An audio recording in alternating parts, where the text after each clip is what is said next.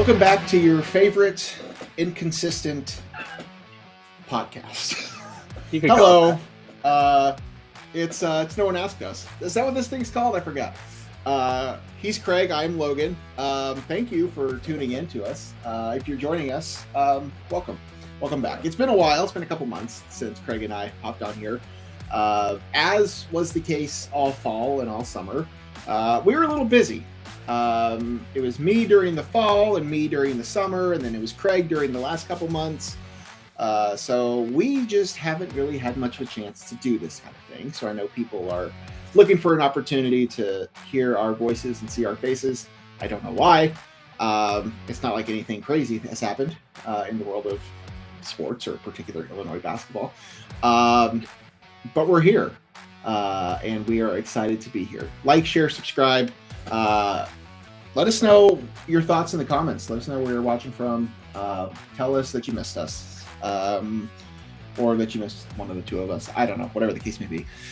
Hello, Craig. How are you? It's great to see you. Good. Yeah, it's since the last time we spoke, and not only have we not done podcasts together, we hardly really even talk anymore. Even the texting has died down. That's how crazy our lives have been. But true. Since the last time we spoke, me and my wife have started a house hunt, bought a house, moved into a house. I've been in that house for a month since we've last done this. So yes, things have been a little hectic here on our side of the family, or our side of the podcast, I guess. But I think we're settling down now, so this might become more consistent. Not going to make any promises, but hopefully this is the start of a great 3 months for Illinois, 2.5 months, and we can do this consistently and continue to talk here. Well, it's great to see you. It's great to hear your voice. I just realized I didn't have my right microphone hooked up, so I hope maybe I was gonna say your mic sounds different. Yeah. Well, I realized that I had changed it. Are we here to talk about Nathan Shieldhouse?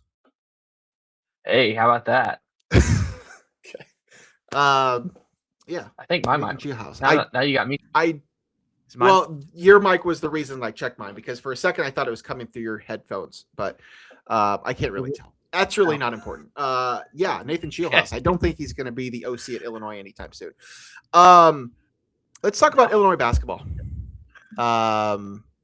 Illinois basketball. I don't know what we can add to the conversation that's already been said by everybody from the local and the national media. But Illinois basketball had a day on Saturday, particularly Keaton Wagler had a day on Saturday.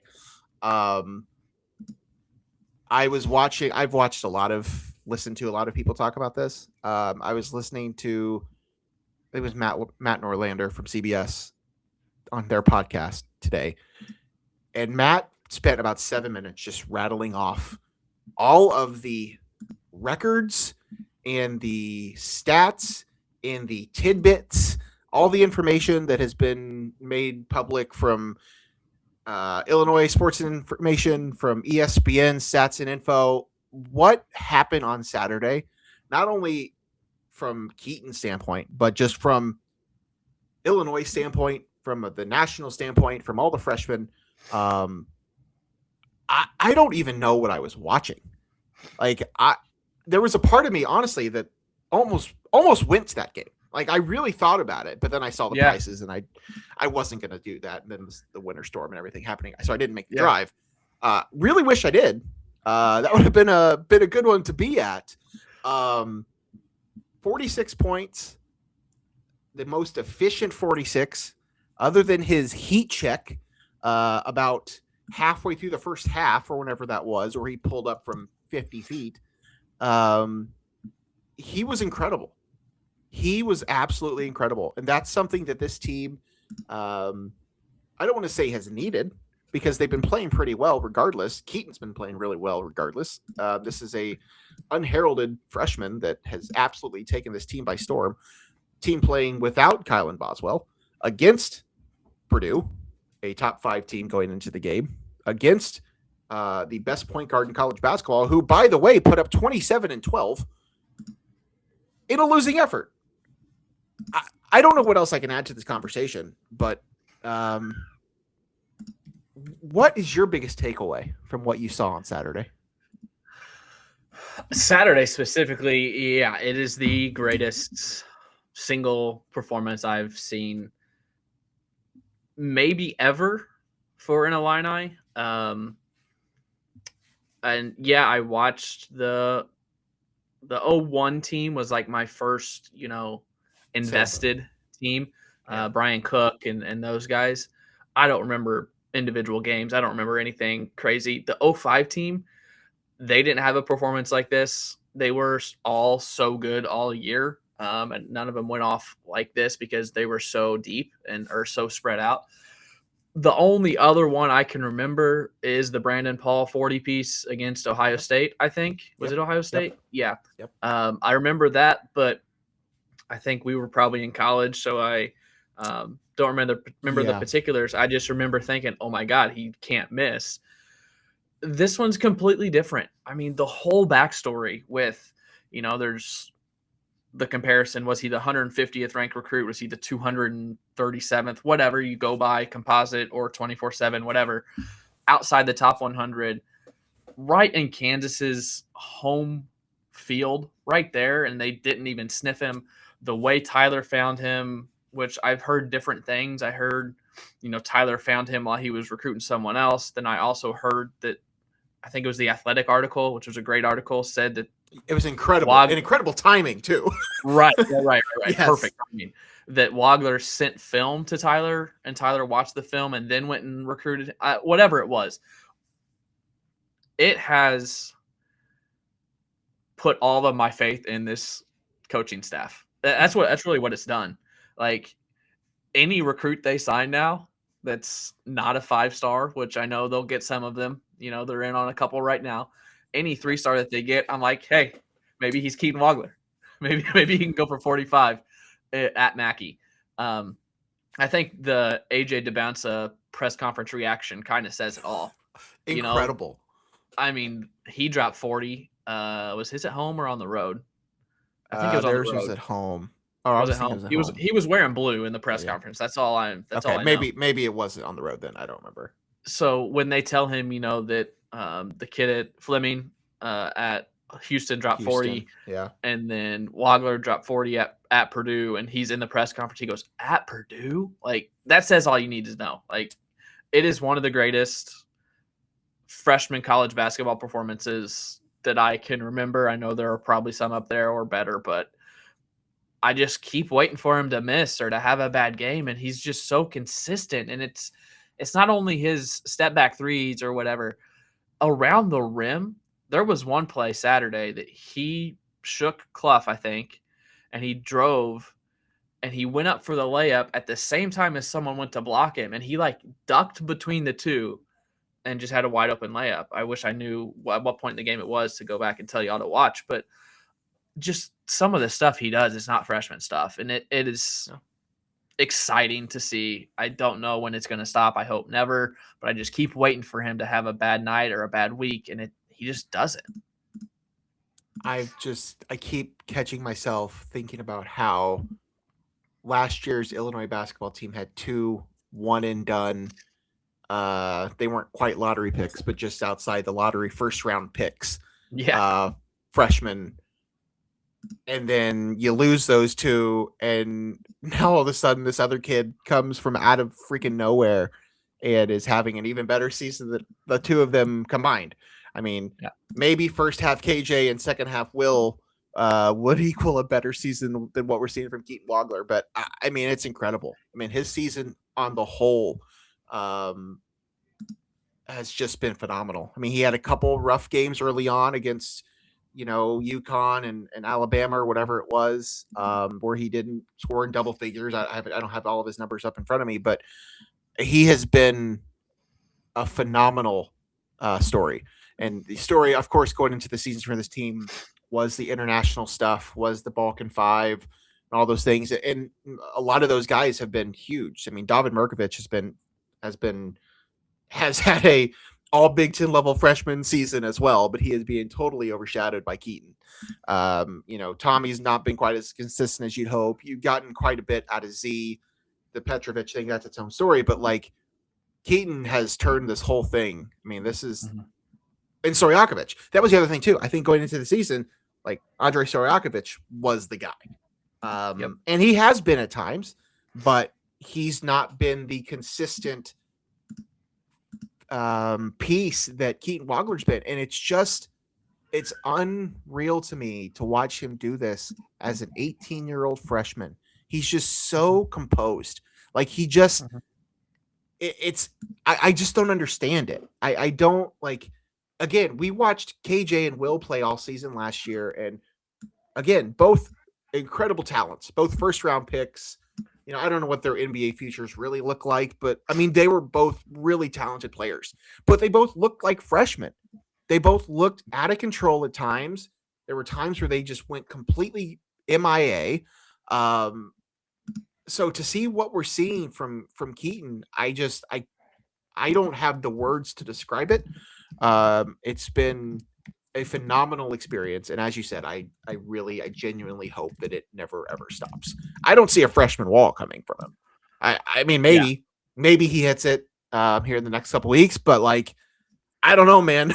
He just put up 46 at Mackey. Yeah. Like against the team that's, maybe they're not as good as people thought they were, but they're still a Final Four contender. Like I don't think they're not. So like, it's amazing. It's amazing what we're seeing. Yeah. I get analytical after every game, look at the analytics on the stat broadcast. And I started keeping a spreadsheet this year. I missed the first 2 games, so this is without the first 2 games. But I keep efficiency, O rating, D rating, game score, plus minus, all that stuff. Wagler is averaging 18.56 in efficiency, which efficiency is the good minus the bad. Points, rebounds, assists, steals, blocks, and then you total all those up, and then you subtract the missed shots and the turnovers. He's averaging 18, almost 19 in efficiency. And I'm sure he is. I don't know what he did for the Jackson State and Florida Gulf Coast game. Did he go off on those? Check real quick. Yeah, he had 22 against Florida Gulf Coast, 18 against Jackson State. So, I mean, I'm sure his average would be 19, if not 20, for the year. And I feel like efficiency is the best analytic to look at for consistency, because you're doing good stuff and you're not doing the bad stuff is what that means, which I think I missed it in your first question. That's my biggest takeaway. He dropped 46 points on 17 shots. Yeah. Kingston Fleming's, he had 42 on like 30 shots. Yeah. It's just, he consistently makes the right play. And when the ball is in his hands, more than likely something good is going to happen. It's just unbelievable. This team doesn't make mistakes. Like, right. Okay, that's a bold statement. They obviously make mistakes.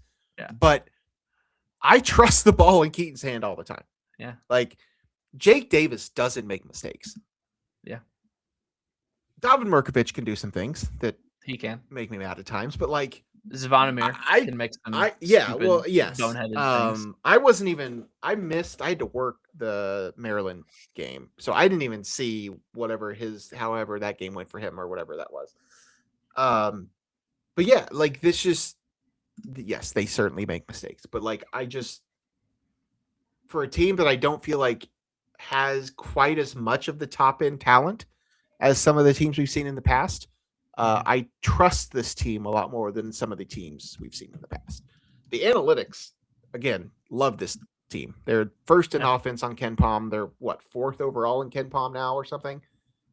Fifth. I think they dropped to fifth. Yeah, they got up to fourth last night. Fifth in KenPom. They are sixth in the net. They are sixth in Torvik. They are eighth in Mia. Like it's incredible what we're seeing. 9 wins in a row. This team hasn't lost since Nebraska, who, fittingly enough, they play again on Sunday. It's been incredible to watch. I apologize to all the loyal listeners out there / viewers that have been clamoring for Craig and I to talk about these games. And we might try to do that a little bit more here now that things are normalized a little bit. But it's been fun to watch. This has just been a really fun trip to see this Illini team go on. And now playing without Kylan Boswell for probably the next 3 to 4 weeks at least. They're saying optimistic 3 to 4 weeks. We'll see. It's a broken hand. Who knows? To his shooting hand as well. Yeah. That's certainly a big loss. I mean, he may not be the team's best player, but he is arguably their most important. Just from what he does both offensively and defensively, in particular defensively. He's not had the defensive season that I think he was expecting himself to have. I don't think he's going to be winning Big Ten Defensive Player of the Year awards anytime soon. But you just looked at me like I did something crazy. No, or you're just looking at numbers. Yeah. Do you want to talk? Do you want to share with the class? Okay. So the other, sure. Game score is another analytic stat. I don't know how it's measured, but it's on a scale of 0 to 40. For the Purdue game, who played good? Merkovich. Merkovich had a 9.1 game score. He had a good game. Jake Davis had a 5.9. Tommy had 6.7. Braden Smith had 29.1. On a scale of 0 to 40, Keaton Wagler had a 37.9. I look at these after every game. I have never seen one higher than 25, and you got Braden Smith at 29.1 and Keaton Wagler at 37.9. Incredible. It's incredible. I mean, he is having that game in itself was indescribable, but he is just having a sensational season. He's obviously in conversation for, he's the front runner for Big Ten Freshman of the Year. He's at this point a lock almost to be first team All Big Ten. He's in All-American conversations. Now, again, there's still a couple months left in the season, so like a lot of things could happen. But the rate he's going, and the rate this team is going, they continue to win, and he continues to be the best player on the court. He's looking at a lot of accolades and a lot of future success. Coming up for Keaton Wagler. Sorry to hijack what else? No, I don't even remember. I was talking about, I think, Kylan and the fact that, he's not going to be there for a while. He's a player that obviously you want to have on the court, defensively, especially just because he has the ability to guard a lot of different types of players. So, now Andre Stojakovic is going to have to carry a lot of that load defensively, and I don't know that I trust him to be that, but it's fine. If you can go into Mackey loose with the ball sometimes. He does. He's not been he's not had quite the season that I think people might have been anticipating, but on the flip side of that, I'm not sure anybody saw this coming out of Keaton. Keaton is also top 10 on Ken Palm Player of the Year. Well, not anymore. Yeah. He was 10th on Ken Palm Player of the Year. I'm assuming he dropped because Alabama played after Illinois. Probably. Yeah, he's not up there anymore. It's been a fun few months. Been a fun few months. Yeah. And there's still plenty more of it to go. Washington this week, the Thursday, I think. Thursday is Washington. At home. That's one you should be able to take care of. Don't lay an egg. But then you go to Nebraska on Sunday. And, of course, Nebraska came to Champaign back in December, I believe it was. Beat Illinois by 3. Was it a buzzer beater? I don't remember. It was. It was a heartbreaker. Did not react well to that one. No. And I don't know that I did either. I probably reacted better than you did. But I don't feel quite as bad about that because Nebraska still keeps winning games. So right. Right. They're 20-0. I mean, whatever. If that ends up being one of the threes, they're only losses to this point. Whatever. This is a team that is certainly beatable. I think Illinois has a more talented roster, but now you have to do it on the road. You have to do it without Kylan. We'll see. I think it's certainly doable, and I would love to be the first team to beat Nebraska this year. That would make me feel real good. But you know what? That's a damn good Nebraska team, and I don't have a lot of ill feelings towards that program. So like, have at it, my guy. Like, just keep doing what you're doing. Just lose on Sunday, and then you can win the rest of them. I don't care. Big Ten's pretty good. We haven't really talked about the conference as a whole yet. Michigan's got a pretty good thing going. They've only lost to Wisconsin. Nebraska hasn't lost yet. Illinois has 3 losses. Purdue has 3 losses now, but their 3 losses are to Illinois, Iowa State, and I don't remember who else beat them. Who are you talking about? Purdue. Purdue also lost to UCLA because they lost back to back. Back to back, yeah. Big Ten's pretty good. Big Ten has 6 teams in the top 10 or whatever, 5 teams in the top 10 now. You're not convinced. Are they good, or is it just top heavy? Well, it's top heavy, and these teams haven't really played each other yet. They're about to. I was gonna say, other than Illinois, Nebraska, and now Illinois, Purdue. Nebraska and Michigan play this week. Nebraska and Illinois play this week, if you consider Sunday this week. Michigan and Michigan State also play this week. Yeah. So if you count from this past Saturday to the following Sunday, or 8 days, that's all of those teams basically playing each other. So yes, this is going to be the week where a lot of things happen in the Big Ten, I think. Nebraska hadn't really played much of anybody yet. Michigan State hasn't really played much of anybody yet. They do have 2 losses. They lost to Duke. They lost to Nebraska, of course. But Nebraska, as far as like their quad 1 and all that stuff, they're 6-0 in quad 1. But other than Illinois, they hadn't really beat anybody yet. Their other wins. New Mexico, it's a quad 1 win, in Michigan State, and then Ohio State, Indiana, and Northwestern are their other wins. So, not taking anything away from what they're doing. It's incredible. 20 wins to start the season is sensational. Their next 4 are at Michigan, home against Illinois, at Rutgers, home against Purdue. So 3 of their next 4 are against top 10 teams. Correct. We'll see. Yes, the Big Ten is very top heavy. There are 5 teams in the Big Ten that I think are leaps and bounds better than everybody else.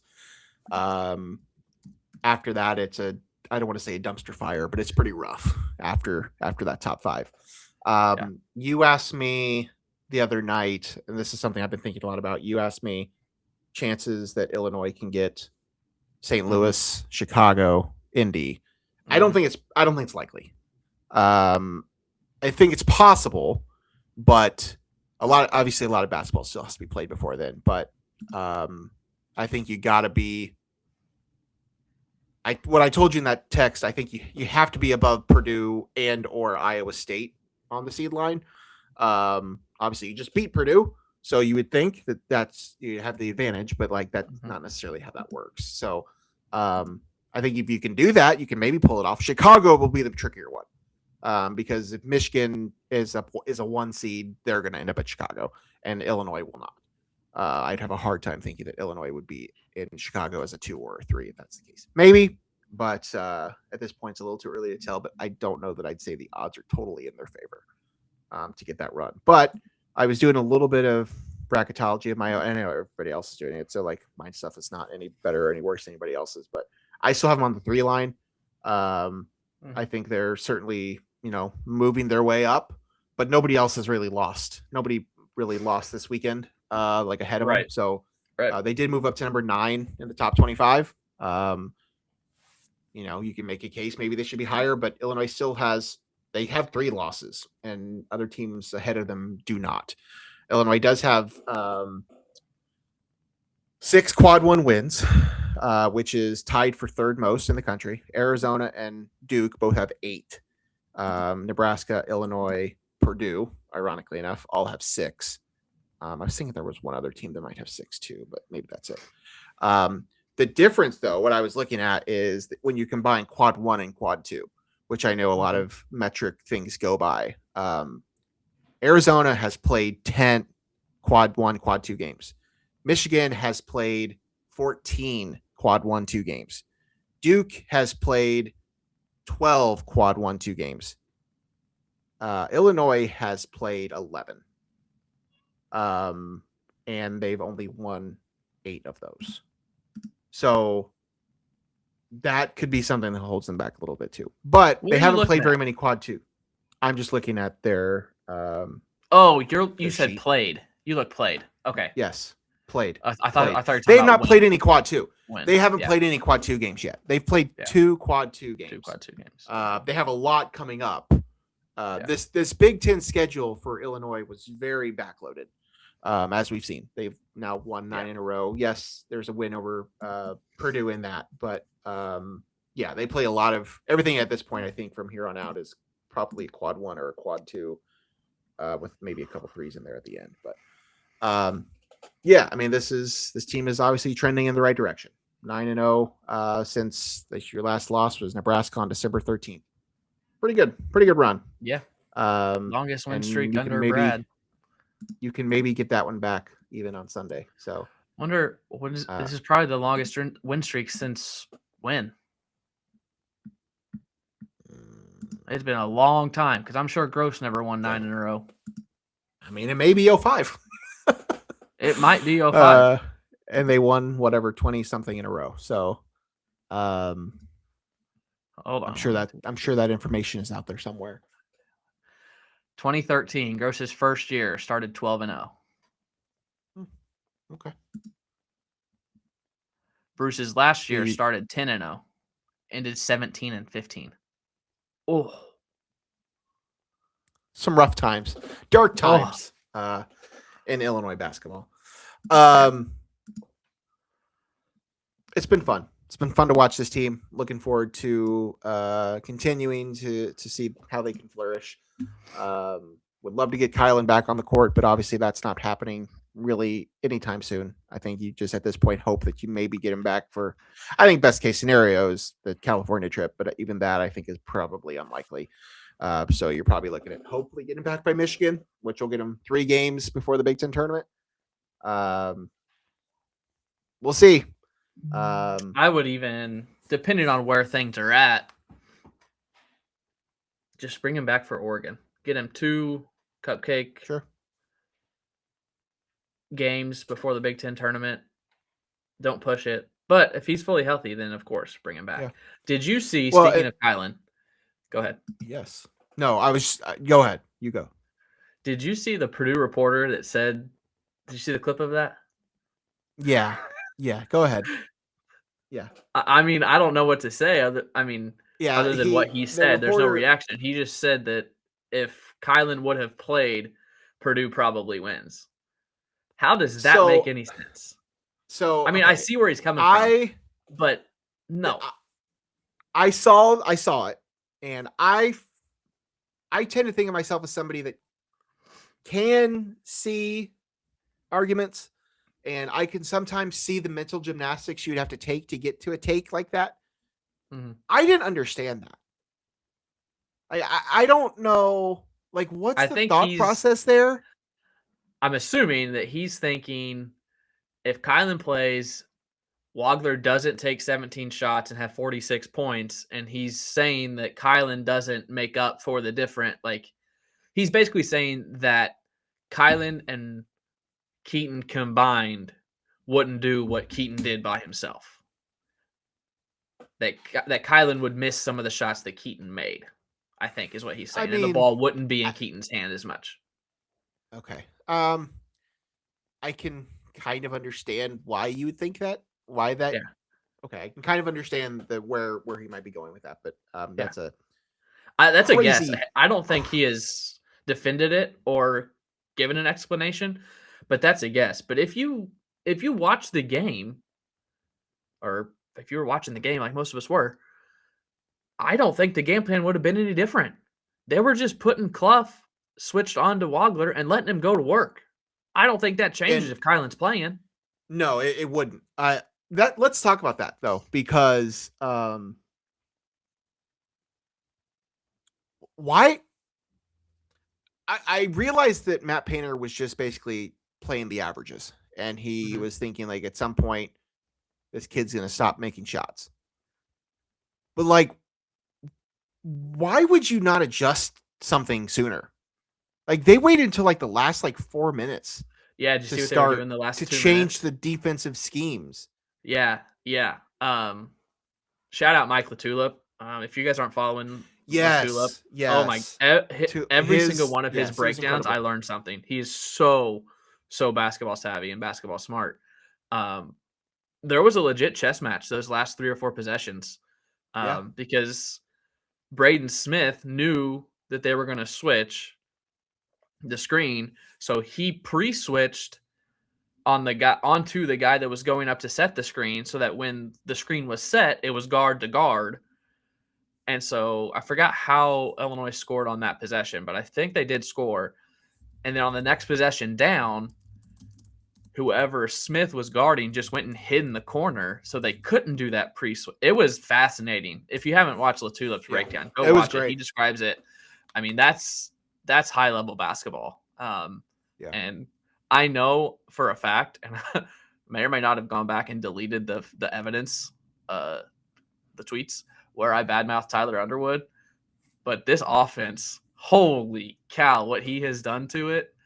And I don't know how much credit he gets, or if it's a full-on collaborative, or if it is Tyler. He's doing some smart stuff and putting people in the right places. And it's the best offense in college basketball since KenPom, which is incredible to say. Amazing. It's amazing. And I remember thinking that game, I think I even texted this to somebody, maybe my dad. If I didn't text it to you, like he was having the game of the century, but like at some point, somebody else was going to have to do something. Yeah. And I didn't think that they were going to win that game if it didn't happen. And it came in a flurry, didn't it? 3 or 4 minutes. Tommy hits a couple threes. Jake hits a 3. David hits a 3. And all of a sudden, like, okay, no clear Robin's going to show up here. It wasn't Stojakovic, but like you hit the shots when you needed it. They did what they did defensively and freed up the other guys, as you talked about. And it just, they came, man. They came in a hurry. I am not as confident in more. I am not as confident in anything more in life than Jake Davis from the corner. Yeah. If Jake's in the corner, it's a spot, man. Cash it. Yeah. It's going in more often than not. I mean, him and Keaton both making more than 40% from 3 is something we dreamed of and asked for a couple years ago. Yeah. It's incredible. I don't know how he got the buzzer beater off. The shot fake 3 that I think tied it, Jake in the corner. Yep. I thought for sure that was a shot clock violation. I didn't think there was any way, but it was great. Anything else Illinois basketball you want to get off your chest about that game, about past games, future games? I mean, Kylan, at the moment, Andre, Mihajlo Petrovic. Any hot takes you need to get off, fire off?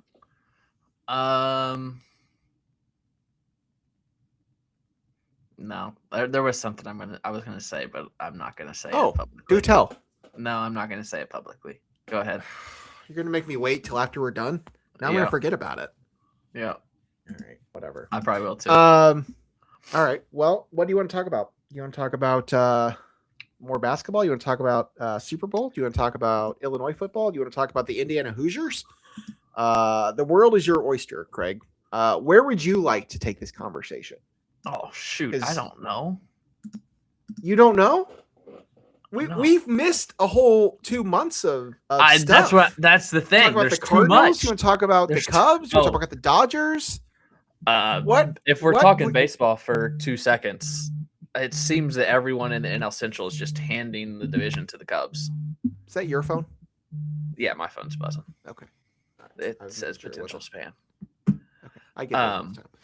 Cardinals are mailing it in. Brewers just traded their best starter.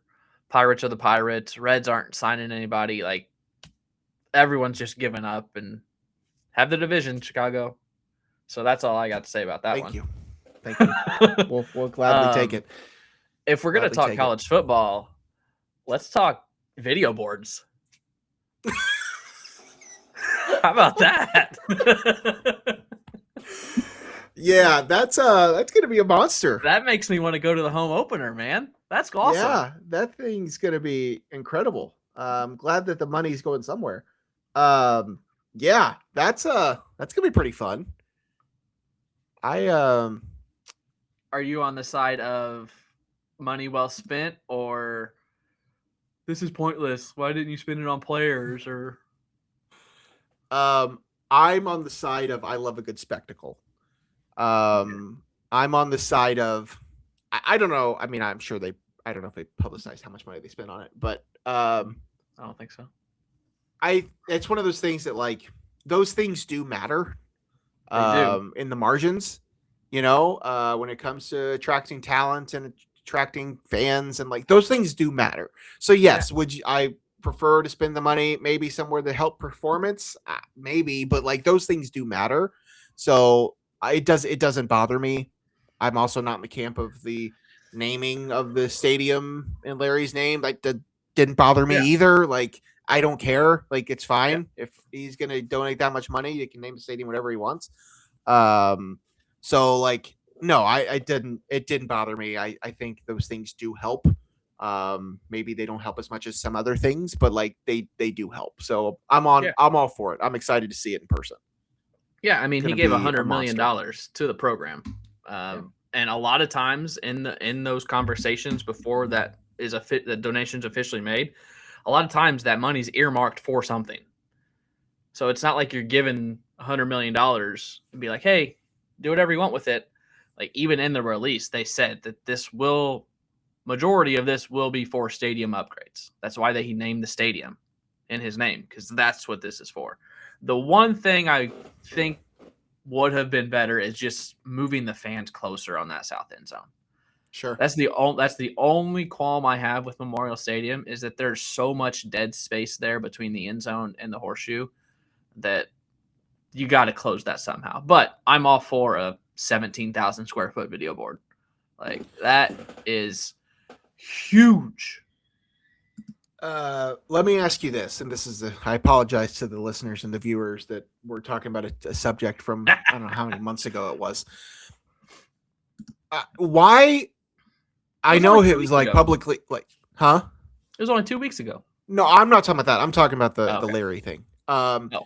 Why was he so adamant about I'm never donating to athletics? Because like that was like a documented thing. Like Josh talked about, like, that Larry Geese was never going to donate to athletics. Like, that's something he told Josh, like, from the beginning. Like, Josh was trying to fundraise with him. Yeah, like that's something I've heard Josh say and written multiple times, is where like when he had met with Larry in the past, like Larry was like, I'm not donating to athletics, and then all of a sudden it ends up being I'm just curious, like I didn't know if you knew, like, or theorized as to why that was. I mean, it's great that he did eventually. I just thought it was interesting that he apparently told Josh over and over again that he was never going to donate to athletics, and then he did. My guess is that because his name's on the business school, that people at the business school would get upset that they're not getting the money and the athletics is getting the money. That's just a guess. Yeah. I have no idea. I had not heard that quote, so I don't know. Okay. When can Illinois expect to have an Indiana-like turnaround in football, Greg? It wouldn't be Indiana-like turnaround because Illinois has always been better than Indiana.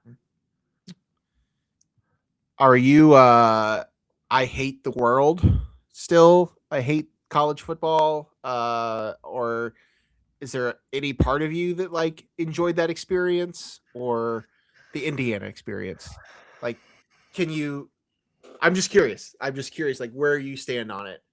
Like, as an Illinois fan, as an Illinois loyalist, Was there any part of you that was able to appreciate what Indiana did? My official statement. Great. It is the single best college athletics story, maybe sports story ever. It's the single greatest. Doesn't mean I enjoyed any second of it. I hated it. So you can appreciate it, you can respect it, but you did not enjoy any second of it.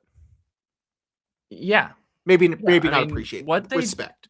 What they were legitimately the losingest program in college football. They had the most losses in college football history until this year, I think. I think just this year. Northwestern passed them, or last year. And to win a national championship like that, I mean, not only win a national championship, they went to the playoff last year and had a very good team last year. And to win it in 2 years, I mean, not only win the national championship, not lose and blow out teams on their way to it. Was that their closest game? Was the championship the closest game of the season? It might. Yeah, I think so. No, the Purdue game or Penn State game was like. Sure. Yeah, I was thinking of the playoff, but yes, yeah. I mean, to beat all the teams they had to beat to get there. I mean, I know we're Illinois loyalists, but like to destroy a pretty good Illinois football team, like en route to doing what they're doing, like, kind of going back to the comment I made about Nebraska a little bit ago, like, doesn't hurt as much knowing that Illinois lost to Nebraska in basketball this year because they still haven't lost to this point. Doesn't hurt as bad to know that Illinois got throttled by Indiana, knowing that they did not lose the rest of the season and won the whole damn thing. So, I mean, I agree with you. I'm not going to sit here and say that I enjoyed the experience, but I did catch myself. What's the word? I probably did appreciate it a little more, just because it's just not something I ever thought I would see. Do I wish it was Illinois? Well, yeah, of course. But it was incredible. It was incredible to see what they were doing. Yeah. I don't know that we'll ever see something like that ever again, but now we're going to live in this world where everybody's going to think, why not us? And that's fair. And that's the world we live in now with college football, the parity and everything else. Like, if Indiana can do it, anyone can do it. They were legitimately the worst college football program. It wasn't just Indiana this year. Like, yes, they were the story. Yeah. They were the finished under, but like Vanderbilt Vanderbilt was almost a playoff team. The final four playoff teams, it was not Ohio State and Alabama and Georgia. Like it was Ole Miss and these schools that like have been somewhat relevant throughout the history of football. But like, I'm for one excited that we live in this world where it may not always be the same four teams that wins the national championship. Like for a long time, it was Alabama, Georgia, Ohio State, Clemson, versus the field. And that's the world we lived in. And you had a Michigan championship. You had some others like mixed in there. Michigan's historically obviously is a good program. But I'm fine with this world now that we're currently living in where, it's a little more open-ended that other teams can do these type of things. And it's not just the same thing his whole time. That's been Bielema preaching, I just want an even playing field. I don't care what the rules are. I just want an even playing field. And now that everyone can do what those SEC schools have been doing this whole time, that's what's going to happen. Like 3 Big Ten champs in a row. Did you see like the breakdown of each division, like Division I, Division II, Division III, NAIA? No. They're all north of Kentucky. It's like Illinois, Iowa, Michigan, who won Montana State won FCS. Like they're all in the north. It's because everyone's doing the same stuff now. Yeah, it's great. I'm all for that. Does Feinbaum still live in the United States? He's gone pretty quiet. I did see he released like a I was wrong, I'm sorry video. I didn't care to watch. I don't know if he said I'm sorry, but yes. Yeah, I don't know. I didn't watch I was wrong. Yes. Yeah. So, I don't know. I still love college football, even though Indiana is the golden child right now. But yeah, it is what it is. No, it was fun to see that. just to see something different. I think for me, yes, it kind of sucks that it was Indiana, but like, I don't know. I just found that to be obviously a lot more compelling than what some of the stuff we've had in the past. Did you watch the national championship, the whole thing? Yeah, I think so. Did you see that Miami fan they kept showing? I don't know who she is. Do you know who she is? I know who you're talking about. I've never seen anything of. Yeah, not familiar with her work. Not familiar with the work. Everyone says she's some actress or something. She's not been anything I've seen. Okay. And you would know. I mean, you're the movie critic. That's true. I am the movie guy. I would know if there was. Must not be too famous if Logan doesn't know. Yeah. I did watch. Yeah. No. It was fun to see that, and I work with several Indiana. Yeah, that's the thing. Down here, it's like it's so weird. The river literally divides the fan bases. Sure. Like 95% of the people on the Indiana side are Hoosier fans, and 95% of the people on the Kentucky side are either Kentucky or it literally divides fan bases. So I'm the same way. A lot of Hoosiers down here. So I did run into a lot that were asking, and I was like, no, I'm rooting for Miami. I'm rooting for Alabama. I'm rooting for whoever Indiana is playing. That's who I'm rooting for. I will never root for Indiana. I feel like, and maybe I'm totally wrong. Maybe I just haven't had enough of the conversations around here, but it almost felt to me like even like the Notre Dame fans were like cool with it. Not like cool with it because they were all pissed because of everything else that happened around Notre Dame, but they're like, they don't really think of Indiana as like a real football school almost. Right. Like, okay, the underdog maybe gets one. I think most of the country is now thinking, all right, when are they going to go back to how they were? Like Signetti's only going to be there a couple more years, and it's just everyone's going to look at this 20 years from now and be like, Indiana won a national championship. But I thought you wanted to know I had a couple hot takes. Okay. I know you were asking me for hot takes the other day. Do you want to that was for a work thing. Okay. I figured. And okay. We ended up not using any of them. One, I thought Notre Dame declined their bowl game because Freeman had already agreed to be the Giants coach. That was my first one. I saw one little like tidbit and I was like, that makes a lot of sense. I think that's going to happen. Yeah. The other one was Signetti was going to go to the Raiders. No, not the Raiders. The Ravens. And the Ravens were going to trade for the number 1 overall pick, trade Lamar to the Raiders for the number 1 overall pick. And the Ravens were going to take Mendoza, number 1, and send Lamar to Las Vegas. I had that hot take. I didn't put it anywhere, but I had that thought. That's not really a hot take. That's just a theory. A theory, yeah. Okay. Yeah. That would be cool. That'd be fun. That's too late now. Do you think Kurt Signetti, does he have other aspirations? Or is now that he's taken Indiana to the top of the college football world, I don't know. Is there anywhere else to go? Does he go to the NFL? Does he jump for Alabama next year when they get rid of Kalen? I know the Hoosier fans don't want me to talk about this, but this is a legitimate question. It's an interesting landscape because we saw the whole hullabaloo over Lane Kiffin. Yeah. And he's everything about him leaving Ole Miss to go to LSU and all this stuff. But now that you've taken the team to the top, they got the money. Indiana has the money. They have the donor base. They can afford to pay him as much money as anybody else is going to pay him. That's what I was going to say. They're going to pony up whatever they need to. He's already making 8.3. I don't know when this was updated. When was this updated? It doesn't say. But he's making more than Bielema. I think if an SEC school comes calling, they're going to have to pay. Would he want to? 15? That's the thing. I don't know. Maybe he's an Indiana guy. I don't know anything about the dude. I have no clue. I'm fascinated. I'm fascinated by this. Obviously, his name wasn't really thrown around too much in the carousel because they were still playing. And unless you were Lane Kiffin, most of those coaches weren't really named in these conversations. But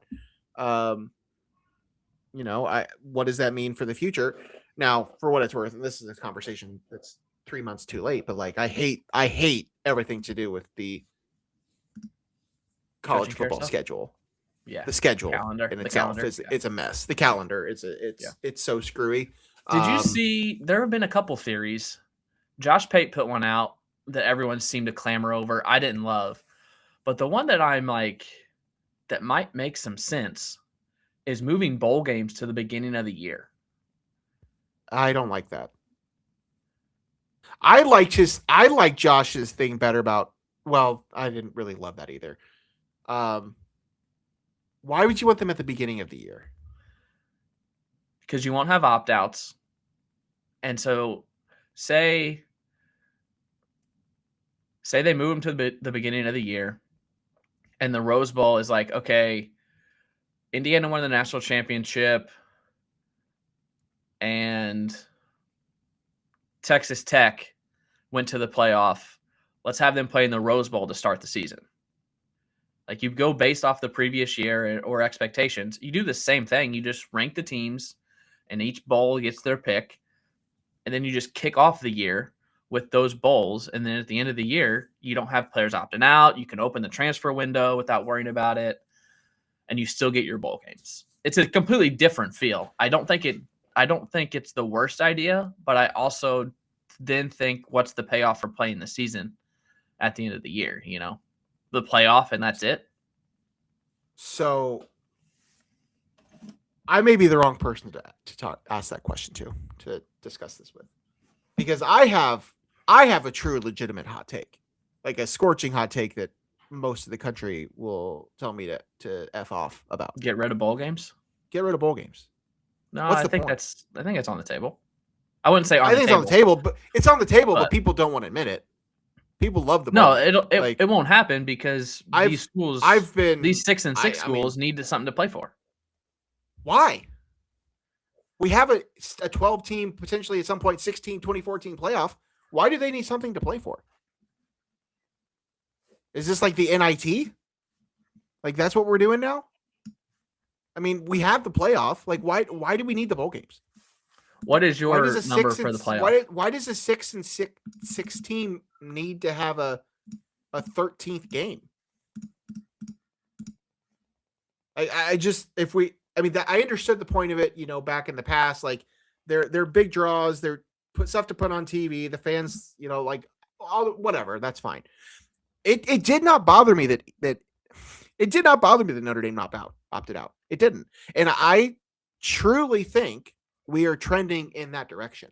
That when teams like Alabama and Notre Dame and Georgia and insert high-profile program here don't make the 12 or 16 or 20 or 24 team playoff, that they're going to be like, we're going to start focusing on next year.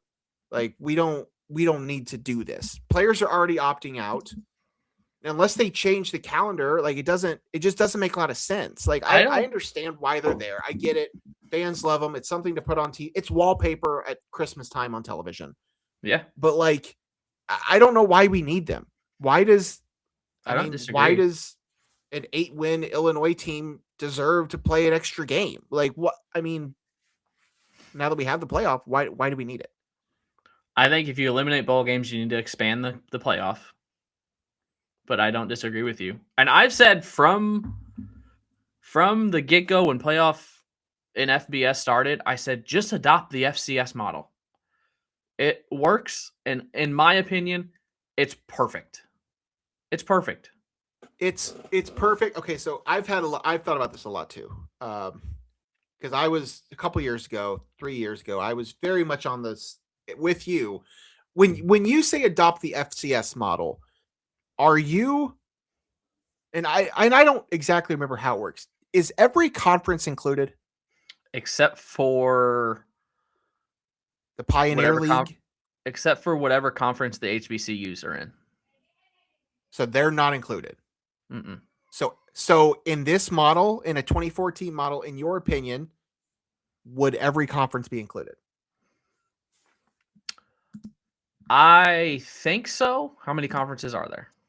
10. 1, 2, 3. 5 and 5. Well, it'll be 6 and 4. I don't know, whatever it is. It's 10 or 11. I don't know what the Pac-12 There are is. 10 or yeah, I don't think the Pac-12 would get. So 9. I would say yes. I would say every conference should get their champion in. See, I have historically been in that camp. But that's up for that. I'm okay with it not. I think it needs to be decided: is this a championship or is this an invitational? Are you trying to crown a national champion, or are you trying to make a television show?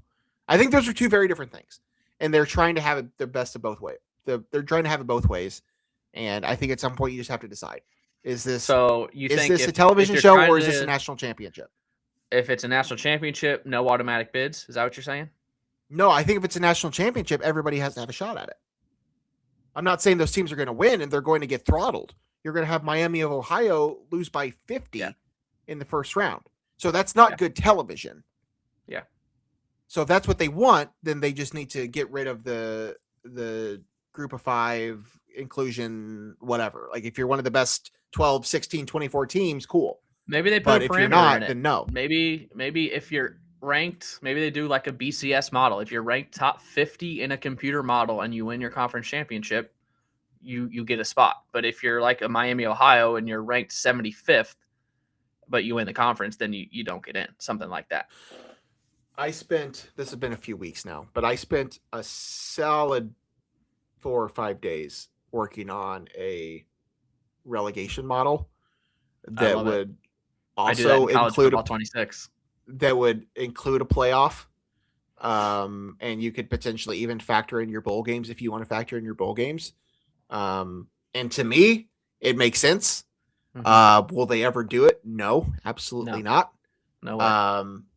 There's way too much money to be made, and schools would bitch and moan all day long. Yep. I'll send you the link. I'll send you the Google sheet. I did the same thing on the college football video game. I have a relegation dynasty. Yeah, I think it. I'm not going to pull it up now, but yeah, I don't know. I'm just What's your perfect number? What's your perfect playoff number? Is it 12? Is it 4?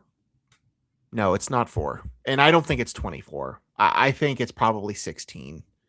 With buys or 16? Honestly, I like 12. I like 12. I think 12 works. I think the problem with what they're trying to do now is like, I know the Big Ten wants to do 24 because they want to have more teams included and they want to do all these things.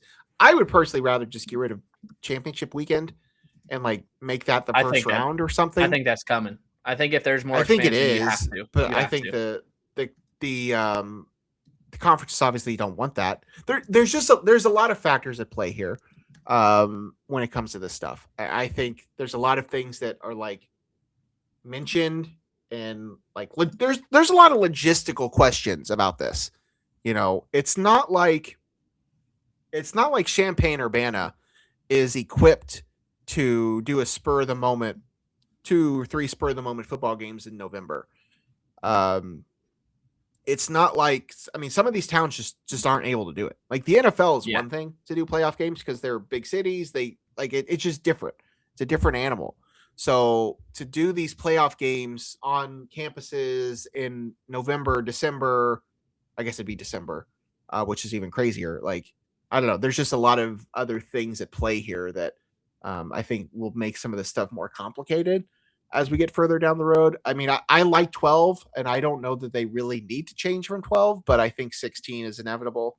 I don't know if they'll ever get to 24 unless they really change it. There's part of me that kind of likes the Big Ten's model. I kind of like some of the ideas of it, of having some sort of like a play-in system where, you know, however many teams play a game that first weekend, and that's like your play-in. But I don't know if that works for everybody. Like you have a clear top two conferences, and then everybody else. I think you need to expand it for a couple of reasons. One, what's the best sporting event college-wise? Maybe March Madness. Madness. Don't ask Joel Klatt, but March Madness. There are 365 correct teams in college basketball. 68 make the tournament. Correct. That's 18.6% of the teams. Yep. there are 136 college football teams. 12 make the tournament. That's like 10%. Less than 10%. You're just not. And I know it's more top heavy. The SEC and the Big Ten dominate. I know. But when you look at the percentages, less than 10% of your teams have a chance to win the national championship. But I guess the answer is go out and win your games. The second point it's just different. They can play. They're not going to play 2 football games in a weekend. Like basketball is able to do it differently because they can, you can play on Thursday and a Saturday. Again, football's not doing that. Get rid of the conference championships. Sure. They had 2 weeks between some of these. I agree. The other thing that I think expansion would help is it gives the top teams with a bye. It could give them a home game. I think that's with the current model. Indiana not have. Imagine a playoff game in Bloomington. Oh, I know they need to have a home game for sure. So I think you need to expand it so you can give them a chance to play at home, their first playoff game at home. Which I'm looking at what the 2014 bracket would have been this year. Now, obviously, you'd have some of the blowouts. Alabama hosting Western Michigan or Miami hosting Kennesaw State. But you also have Michigan at Utah. You have Arizona, who ended up being really good, at USC. You got Boise at Notre Dame, which that would probably be a blowout. But I think there's some quality games there. And then the second round, you're looking at a Notre Dame Ole Miss game in Oxford or a potential Vandy versus Georgia rematch in Athens. I just think this one, if the rankings held, Texas at Texas Tech in the second round. I mean, I just think there's a lot added to it if you expand to 24 or 16. Well, here's my thing. Why this goes back to the bowl thing, but why do we need to tie these to bowl sites? Like, why can't the quarterfinals just be played on campuses? I don't think those are going away. They're not going to get rid of the Rose Bowl or the Fiesta Bowl. They make so much money on that. What? I mean, what does it matter? I guess you could keep the branding and keep the game. It's just not at the Rose Bowl. Like, no. I trust me. I get the history and the pomps and circumstance and the sponsorship. I get it. It's a money machine, but like, you can include those. Indiana can host a playoff game. You just also I don't know what the final attendance numbers was, but like it didn't cost much money to get into some of those games. Like there were some of the playoff games that did not sell out. People those quarterfinal games. Yeah. I don't know. I think a lot of it can more change. Credence to if the Rose Bowl wants to continue to be a thing. Move it to the beginning of the year, and then at the playoffs, come playoff time, it's like the NFL. Higher seed, You've got home field through the playoffs, and then bowl games are beginning, and maybe there's a lot going on that needs answered. Yeah, it's kind of a mess right now. College athletics in general are a mess. Everything going on with professional basketball players joining the college ranks. It's such an easy answer. Such an easy answer. What's your answer? If you've played professionally in the U.S., why is that any different? I mean, and I say this as an Illinois fan that's taking it in. Why is it different? It's completely different. Why? Why is it different? The way that things are organized. Those kids overseas are going pro at 15. They're not going to college. But like, the line was drawn. I understand that. The line was drawn this weekend when a guy that played in college went pro and came back to college. That's different than what the Louisville signed a player that went to the G League and now he had never played college before. It's towing the line, but I think that's fine. When you play college, you declare, you go pro in the G League or NBA, whatever. You should not be able to come back. Yeah. No, I mean, I absolutely. I mean, I am certainly not in favor of what just happened. I loved Tennessee's tweet after this. Tagging the Delaware G League team. Yeah, college sports in general right now are kind of a mess. I'm pro NIL and I'm pro revenue share and I'm pro the money and all these things, but you've opened up a large can of worms that I don't know that they're going to get resolved anytime soon. Yeah. Okay, we've been doing this for about an hour. Do you have other things you want to talk about? Huh? NFL thoughts real quick. Super Bowl? Conference champ weekend? Not what I expected to be the Super Bowl teams. Not what you expected preseason or when the playoffs started or? Well, definitely preseason. Yeah. I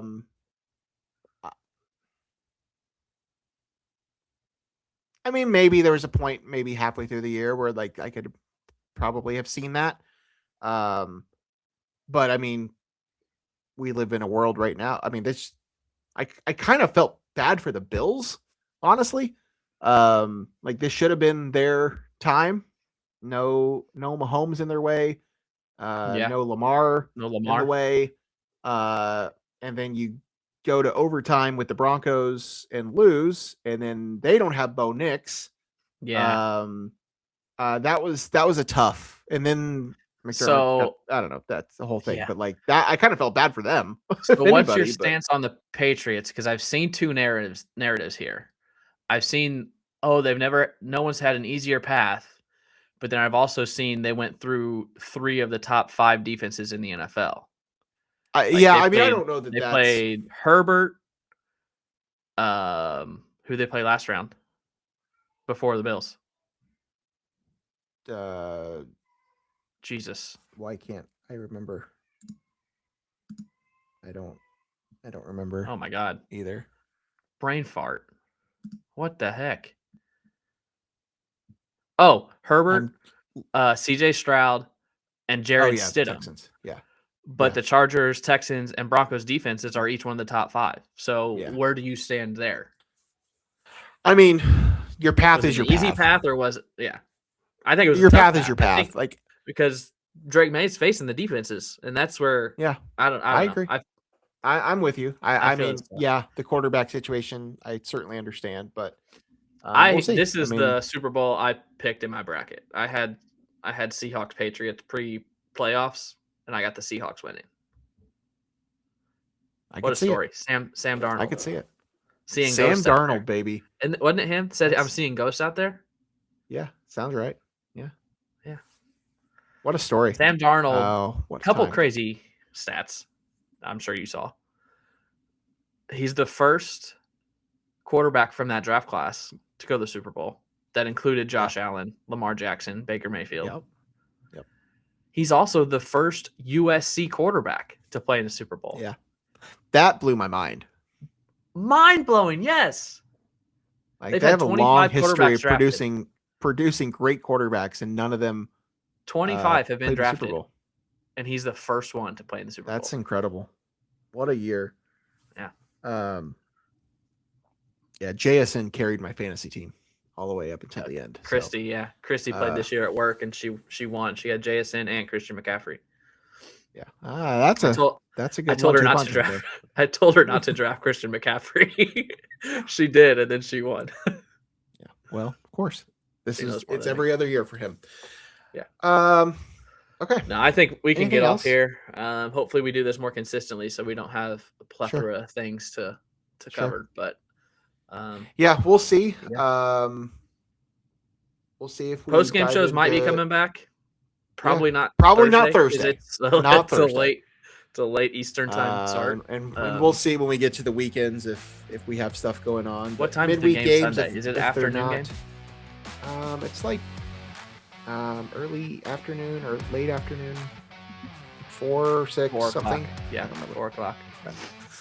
So maybe Saturday. We'll just kind of see what's going on in our lives. But either way, we're gonna try to hop on here a little more frequently and give our thoughts. That way, we're not going off of stories that happened 7 months ago.